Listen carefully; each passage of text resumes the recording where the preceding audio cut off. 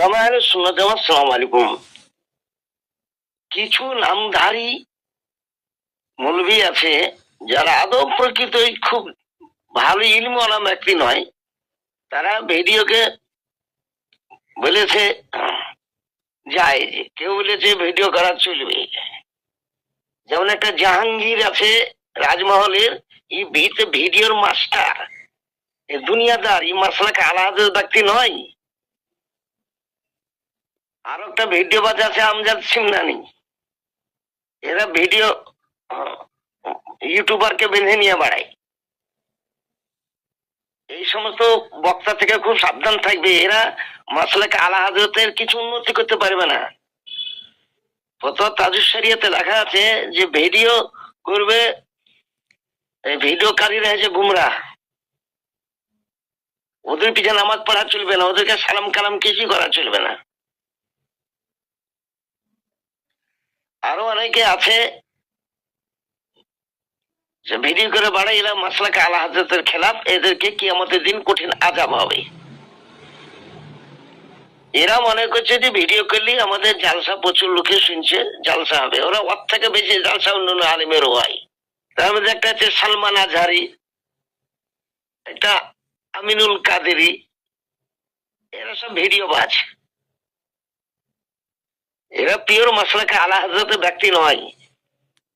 ফতোয়া তাজুস শরিয়াতে লেখা আছে, ফতোয়া তাজুস শরিয়ার উপরই ফতোয়া দিয়েছে, ও ফতোয়া তাজুস শরিয়ার উপরই ফতোয়া পড়েছে। ততক্ষণ পর্যন্ত তাকে ছাড়া যাবে না যতক্ষণ সে না বসবে কিংবা রুজু নামা না করবে। যতক্ষণ সে ভুল স্বীকার না করবে ততদিন পর্যন্ত ছাড়বো না। আমার নাম মোহাম্মদ রাহিমউদ্দিন রেজভী। কোন কিতাব কদ্দুর লেখাপড়া জানে, তাকে না দেখা দম নাই। জাহাঙ্গীর সাহেব, তুমি রুজু করো, তওবা নামা পেশ করো, নাহলে তাজদিদে নিকাহ করতে হবে। শরীয়তের দলিলে লেখা আছে হারামকে যদি কেউ হালাল মনে করে কিন্তু সে কাফের হয়ে যাবে, আর বিবি তালাক হয়ে যাবে। জাহাঙ্গীর সাহেব বলেছে যে হারাম মনে করি, হারাম মনে করে করার দলিলটা দাও তো, তাহলে কি হয়? যে হারাম মনে করে সে ব্যক্তি কি হয়? হারামকে যদি কেউ হালাল মনে করে তার উপর ফতোয়া কি? ঘুরিয়ে বিবির সঙ্গে বিয়া করোগা। এই নাইমুদ্দিনের নিকটে ভিডিওকে জায়েজ মনে করে করলে কাফির হয়ে যাবে। তার ভয়েস দ্বারা এটা বোঝা যায় ভিডিওকে জায়েজ মনে করে করলে কাফির হয়ে যাবে। দ্বিতীয় কথা, ভিডিওকে জায়েজ মনে করে করলে বহু তালাক হয়ে যাবে। এটা হলো নাইমুদ্দিনের নিকট। সৈয়দ মাদানী মিয়া হুজুরের এরিয়াতে আমরা বলে আসলাম ভিডিও সম্বন্ধে হারাম হারাম হারাম, আসাদ হারাম। এখন তাজুস শরিয়া এরিয়াতে সিমনানিকে আর আহমদ রেজা সামদানিকে আর জাহাঙ্গীরকে আসতে হবে, আর ওকে জায়েজের ফতোয়া দলিল দ্বারা দিতে হবে। এইরকম ভিডিও ইসলামী হোক চাই গায়ের ইসলামী হোক, হারাম হারাম আসাদা হারাম, হারামের একটা মুরতাকিব, হারাম কাজ নিজে করছে, আর কত লোক এরকম করিয়ে দিলে নিজে হারাম করনেওয়ালা কই কাল তো ই করতে পারলে না। তো তুমি পাকা দরগাতে একবার বসে যাও, তোমার দেশে যে আমি বলে এসেছি, তোমার দেশে যে ভিডিও সম্বন্ধে খুব বলে এসেছি, তোমার একটা লোককে সারা রাত বেঁধে রেখে চলো, সাইফুল বলে নাম, এবং জায়েজের কোন কেতাবের কথা বলতেই পারেনি। নাইমুদ্দিনের এই রেকর্ড অনুযায়ী, তার এই কথা অনুযায়ী ইসলামী ভিডিও হোক অথবা অন্য কোনো ভিডিও সবই হারাম। দ্বিতীয় কথা, সে হলো মিথ্যাবাদী, কারণ কোথাও কাউকে বেঁধে রাখা হয়নি। সে একটা মিথ্যাবাদী, কারণ কোথাও কাউকে বেঁধে রাখা হয়নি। ওলামায়ে সুন্নাত জামাত আসসালামু আলাইকুম। তিনজন সব থেকে বেশি বড় খাতারনাক এবং এরা মুনাফিকের দরজাতে পড়ে। এক নম্বর হচ্ছে জাহাঙ্গীর, ঝাড়খণ্ডী জাহাঙ্গীর, ইলম কালাম সেরকম কিছুই নাই, এক নম্বর জাহাঙ্গীর। একটা হচ্ছে সিমনানি, আমজাদ হোসেন সিমনানি, একটা হচ্ছে গোলাম সামদানির বেটা আহমদ রেজা। এরা তিনজনের ভিডিও এখন পর্যন্ত জায়েজ কোন কেতাব থেকে প্রমাণ করতে পারলো না, আর পারবেও না। অতদিন পর্যন্ত ছাড়বো না যতদিন পর্যন্ত তওবা নামা পেশ না করবে। ও ঝাড়খণ্ডী ইয়ে বুঝেন কঠিন খাতারনাক রেজবি দুহাইটা লোকে মনে হয় রেজবি নয়, রেজবিলাকে জালসাই দেওয়াই চলবে না, समदानी কেউ লেয়া চলবে না, समदानी কেউ লেয়া চলবে না। जानदार की तस्वीर खिंचवाना हराम, शख्स अजब इलाही का काम है, उसकी इजाजत शरअन ना हज के लिए है ना किसी और सफर के लिए, अल्लाह ताला आलम। আর যেটা জরুরিয়াত আছে ভারতবর্ষে থাকার জন্য, আধার কার্ড, ভোটার কার্ড, এই সমস্ত জরুরাত, আর এমনি বক্তব্যের ফটো তোলা কোনো জরুরাত নয়, এগুলা হচ্ছে হারাম। এটা কোনো ফুরুই মশলা নয়, এটা হচ্ছে উসুলি মশলা। ब्रदर इस्लाम अस्सलामु अलैकुम व रहमतुल्लाहि व बरकातुहू नहमदुहु व नुसल्ली अला रसूलिहिल करीम अम्मा बाद अऊज़ु बिल्लाहि मिनश शैतानिर रजीम बिस्मिल्लाहिर रहमानिर रहीम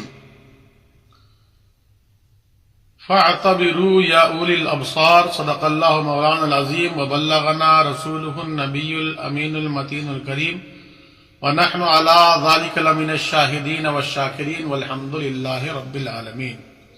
আজকে আমি একটি গুরুত্বপূর্ণ মাসআলা নিয়ে আপনাদের সম্মুখে উপস্থিত হয়েছি। বর্তমান যুগে কোনো একটা কথা কারোর কাছ থেকে বেরাইতে না বেরাইতে সারা হিন্দুস্তান তো ছাড়েন, বিশ্বের যে কোনো প্রান্তে ওই কথাটা পৌঁছে যাওয়া এটা একবারে সহজ ব্যাপার। বলার উদ্দেশ্য এই, ইসলাম প্রচার প্রসারের জন্য ইসলামিক ভিডিও করা জায়েজ কিংবা না জায়েজ এর সম্পর্কে দ্বিমত আমাদের উলামায়ে আহলে সুন্নাত ওয়াল জামাতের মধ্যে রয়েছে। এক পক্ষ একে নাজায়েজ বলে, আবার এক পক্ষ একে জায়েজ বলেন। যিনারা নাজায়েজ বলেন ওনারা বলেন কি এটা হলো পিকচার, ছবি, আর জানদারের তসবির, জানদারের ফটো, জানদারের ছবি তোলা এটা হাদিসের মধ্যে নাজায়েজ ও হারাম, এই জন্য ভিডিও করা চলবে না। যিনারা জায়েজ বলেন ওনারা বলেছেন কে এটা হলো অ্যাকচুয়ালি ফটো না, এটা ছবি না, এটা তসবির না। নবী পাক সাল্লাল্লাহু তাআলা আলাইহি ওয়াসাল্লামের যুগে ভিডিও তো ছিল না, তাহলে ভিডিওর হারাম হওয়ার কোনো প্রশ্নই উঠছে না। কারণটা কি? কোন জিনিস হারাম হওয়ার জন্য দলিলে কতঈ, নসে কোরআনী, হাদিসে মুতাওয়াতির কিংবা হাদিসে মশহুর প্রয়োজন। ভিডিও হারাম এর উপরে না কোরআন শরীফের আয়াতে কারিমা আছে, না হাদিসে মুতাওয়াতির আছে, না হাদিসে মশহুর। যখন এর হারাম হওয়ার উপরে নসে কোরআনী নেই, হাদিসে মশহুর নেই, হাদিসে মুতাওয়াতির নেই, তো একে হারাম বলা চলবে না।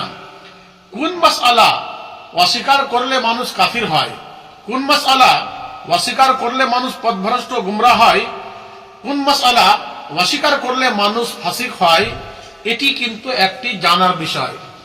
আমি চিন্তা করে ওর পাই না যে নিজকে নির্ভরযোগ্য বড় মুফতি ঘোষণা করে তার মুখ দিয়ে এরকম কথা বের হওয়া প্রমাণ আমি অবশ্যই ইনশাআল্লাহ আপনাকে দিচ্ছি।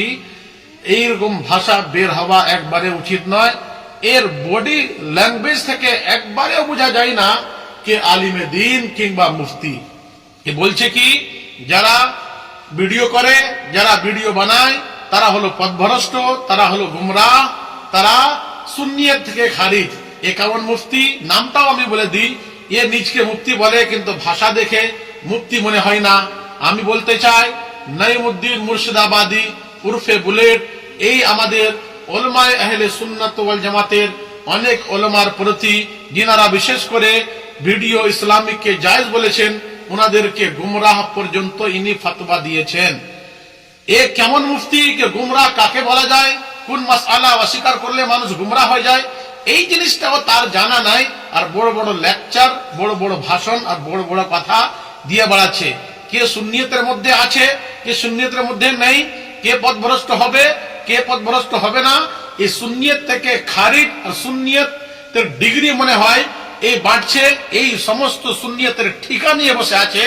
এইরকম মুফতি থেকে ভারতবর্ষের মুসলমান, বিশেষ করে মালদা, মুর্শিদাবাদ, পশ্চিম বাংলার সুন্নি মুসলমানকে সাবধান থাকা, বাঁচা একবারে অনিবার্য, অপরিহার্য, একবারে জরুরি আছে। কারণটা কি আপনাকে বুঝতে হয়। এই যে ভিডিও হয়, ভিডিওর মাধ্যমে যেগুলি প্রচার প্রসার হয়, এটা কিন্তু ফটো না, এটা এক ধরনের আপনার ছাটা কিংবা এক ধরনের আপনার তাকে শোয়া বলা যায়, আকস বলা যায়। সর্বপ্রথম এই মাসআলার উপরে রিসার্চ আপনার ভারতের মাটিতে শাইখুল ইসলাম ওয়াল মুসলিমিন, রাইসুল মুতাকাল্লিমিন, রাইসুল মুহাক্কিকিন হযরত আল্লামা আল-হাজ আস-সাইয়্যিদ শাহ মোহাম্মদ মাদানী আশরাফিউল জিলানী, জানাশিনে হুজুর মুহাদ্দিস আজম হিন্দ, শাহজাদা হুজুর মুহাদ্দিস আজম হিন্দ, ইনি রিসার্চ করে এই জিনিসকে প্রমাণ করেছেন যে ভিডিওতে যা জিনিস প্রচার প্রসার হয়, যা জিনিস আসে, এটা কিন্তু তসবির নয়, এটা কিন্তু ছবি নয়, এটা কিন্তু পিকচার নয়। হাদিসের মধ্যে যেটাকে নাজায়েজ বলা হয়েছে, যেটাকে হারাম বলা হয়েছে, ওটা হলো জানদারের তসবির। আর এটা তসবির তো নয়, এটা ফটো তো নয়, এটা পিকচার তো নয়। তাহলে এর হারাম হওয়ার কোনো প্রশ্ন উঠে না। এটা হলো যেমন, আপনাকে আমি বোঝার জন্য বলি, যেমন কে ধরেন আইনকের সামনে, শিশার সামনে যখন আপনি আসেন, তো শিশার সামনে আপনার ছবিটা আসে, সেম ওই শিশার মতো শিশাতে যেরকম আপনার ছবি আসে, ছাটা আসে, ছায়া আসে, এইরকম ভাবে মোবাইলের মধ্যে ভিডিওতে আসে। এটা তসবির, পিকচার নয়। এর সত্ত্বেও অনেকগুলি মাসআলা এমন রয়েছে যে মাসআলাতে উলামায়ে আহলে সুন্নাত ওয়াল জামাতের মধ্যে যদি মতভেদ হয়ে যায়, এই মতভেদ হওয়ার কারণে কেউ কাউকে ফাসিক বলতে পারবে না, গুমরাহ বলতে পারবে না। কিন্তু এই কেমন মুফতি বুলেট সাহেব, চিন্তা করা যায় না, এই অপারের বউর উপরে আপনার এই ভিডিওকে জায়েজ বলার কারণে বলছে কি তালাক হয়ে যাবে। এই কথা যদি সত্যি থাকে, এই কথা যদি বাস্তব থাকে, ভিডিওকে ইসলামিক ভিডিও প্রচার প্রসার করা, ইসলামিক ভিডিও তৈরি করার জন্য যদি কাউরির উপরে, কাউরির বউর উপরে যদি তালাক হয়ে যায়, কেউ যদি পথভ্রষ্ট হয়ে যায়, তো এই ফতোয়াটা আগে তারই উপরে লাগবে। কারণটা কি হাদিসের মধ্যে স্পষ্ট, যেমন মুসলিম শরীফের হাদিসের মধ্যে আমার প্রিয় নবী মুহাম্মদ আরবি সাল্লাল্লাহু তাআলা আলাইহি ওয়াসাল্লাম ঘোষণা করেছেন, মান কাফারা মুসলিমান ফাকাদ আদা কুফরুহু ইলাইহি, যে কোনো মুসলমানকে কাফের বলে তার কুফর তার দিকেই ফিরে আসে। তো এখন বর্তমান তার ফতোয়া অনুযায়ী যে উলামায়ে আহলে সুন্নাত ওয়াল জামাতের প্রতি নাইমুদ্দিন বুলেট সাহেব উর্ফে বুলেট সাহেব, উনি যে পথভ্রষ্ট, গুমরাহ, কুফরের পর্যন্ত এই কথা যদি সঠিক থাকে, ফতোয়া দিয়েছে, এর ফতোয়া অনুযায়ী তার ফতোয়া ঘুরে তার উপরে পড়বে এবং সেই পথভ্রষ্ট হবে, সেই পথভ্রষ্ট হবে, তার বক্তব্য শোনা জায়েজ হবে না। বাঙালির মানুষকে একে বাইকাট করা উচিত। পশ্চিম বাংলার সুন্নি মুসলমানকে এ থেকে সাবধান, বাঁচা একবারে জরুরি। এর মধ্যে যদি দ্বীনের ব্যাটা থাকতো, এর মধ্যে যদি সুন্নিয়তের ব্যাটা থাকতো, তাহলে এইরকম মন্তব্য না করে উলামায়ে কেরামকে এক জায়গাতে করে বসে সঠিককে মানুষের সামনে তুলে ধরতো। এখন আমি বলতে চাই এই নাইমুদ্দিন বুলেট সাহেবকে, আপনার মধ্যে যদি দ্বীনের ব্যথা রয়েছে, আপনার মধ্যে যদি সুন্নিয়তের ব্যথা রয়েছে, আপনি যদি দ্বীন প্রচার প্রসারের কাম করতে চান, আপনি যদি খাঁটি মাসলাকে আলা হযরতের মান্যকারী থাকেন, তো আসুন একবার আমাদের আঞ্জুমান আহলে সুন্নাত ওয়াল জামাত কালিয়াচকের মাটিতে প্রতিষ্ঠিত আছে। এই আঞ্জুমান আহলে সুন্নাত ওয়াল জামাত দ্বীনের কাজের জন্যই একমাত্র আছে। আপনি যদি দ্বীনের ব্যথা আপনার মধ্যে থাকে, আপনি আসুন, বসে এই জিনিসের, এই সমস্যার সমাধান করুন।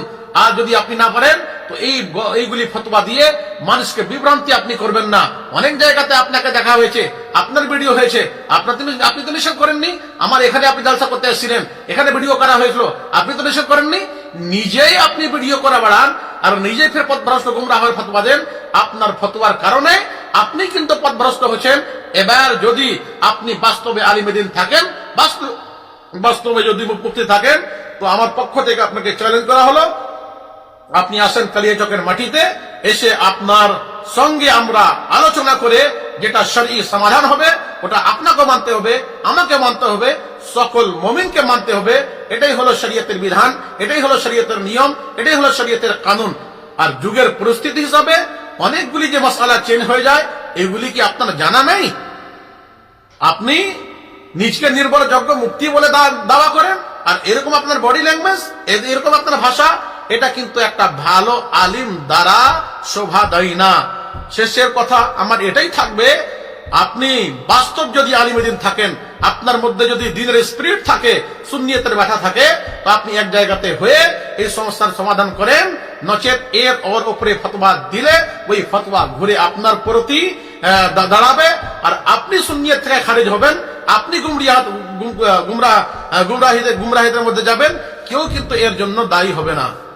আশা করি আপনারা সকলেই আমার কথা শুনেছেন এবং বুঝতে পেরেছেন। কারোর কোনো রকমের সমস্যা থাকে আমার এই নম্বরে আপনারা অবশ্যই যোগাযোগ করার চেষ্টা করবেন। আমি মুফতি মোহাম্মদ গোলাম সরওয়ার সিমনানি।